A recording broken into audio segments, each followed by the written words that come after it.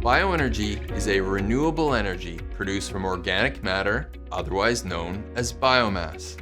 Examples of bioenergy include burning biomass to create heat for buildings, turning biomass into fuels to use in vehicles, and combusting biomass in large power plants to generate electricity.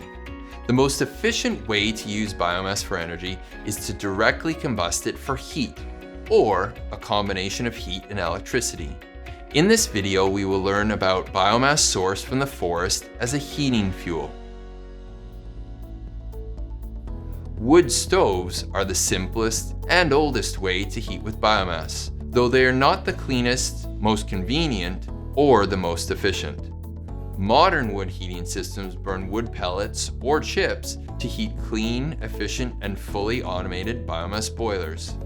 Hot water from these boilers is used as a means to heat schools, hospitals, clusters of buildings in district energy systems, or even entire cities. Smaller boilers, heating a small school for example, usually use wood pellets because they are simple to source and easy to handle. Wood pellets are produced from sawdust and shavings, which are a byproduct of lumber production at sawmills. At a wood pellet plant, the sawdust, shavings, and other low-grade materials are converted into solid biomass wood pellets. Wood pellets can be delivered in bag form, or they can be delivered in bulk.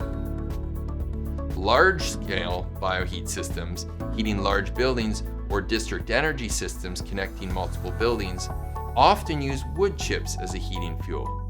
Wood chips tend to be somewhat less expensive than wood pellets at large scale, but take more effort to ensure they are clean, uniformly sized, and dry enough to be used in the boilers.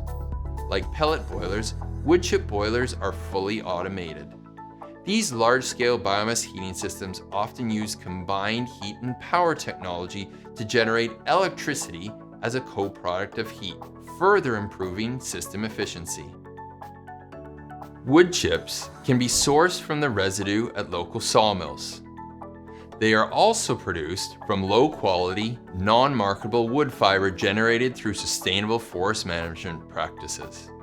It is important to keep in mind that forests are not harvested primarily to generate biomass for energy.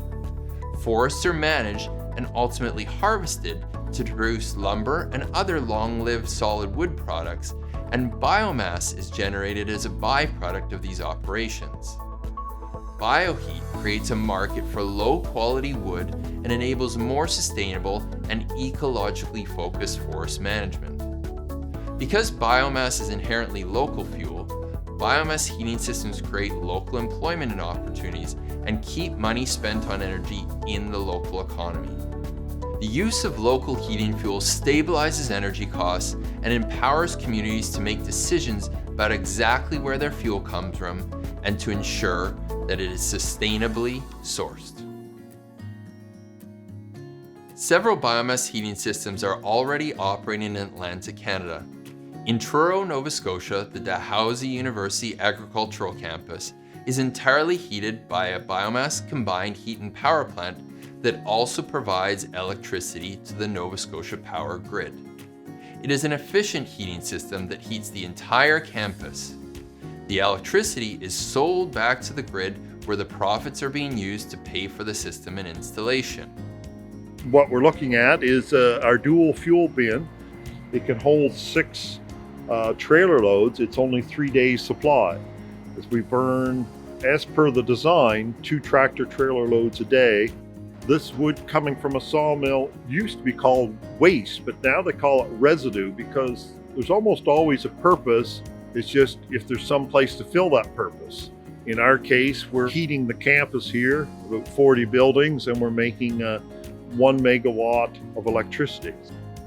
Now with our stack here, and what appears to be smoke is moisture. You've got to consider that a tree, when it's fresh cut, is around 45% moisture.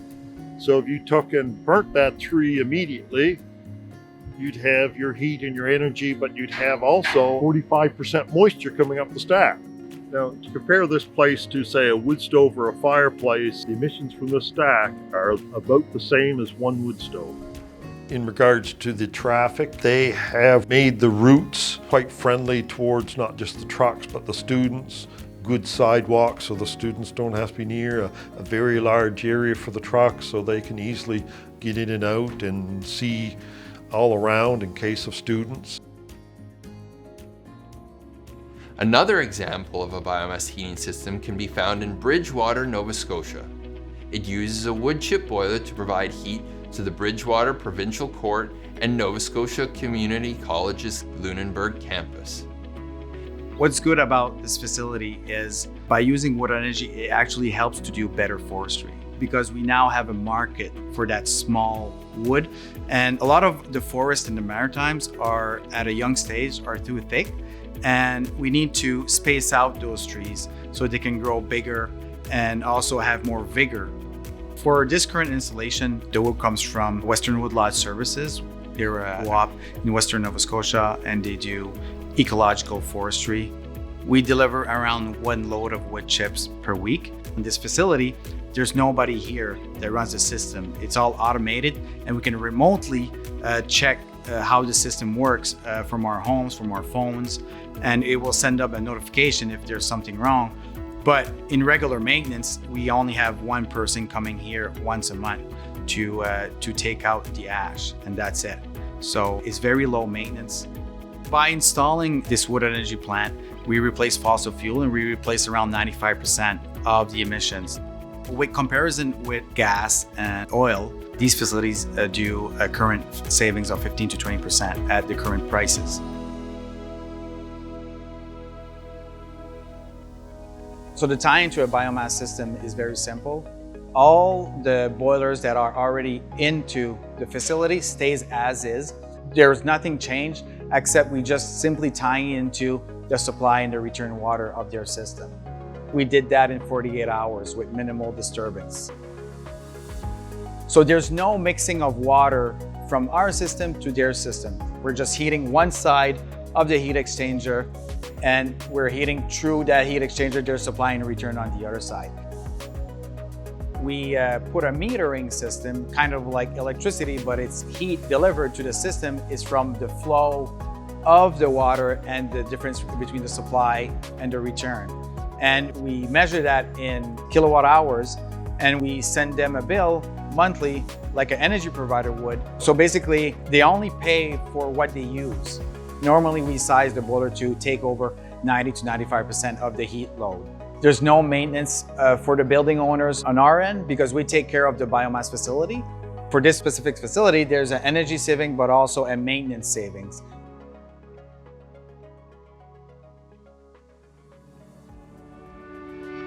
Bioheat is one of the few alternatives to electrification when it comes to decarbonizing building heat and can play an important role in reducing peak energy demand and taking some pressure off the electricity system, thus complementing the shift to renewable electricity. For more information about heating your home with wood pellets, please visit the Wood Pellet Association of Canada's website, pellet.org. For more information about heating commercial or institutional buildings with biomass, or district energy systems for your community, please visit torchlightbioresources.com.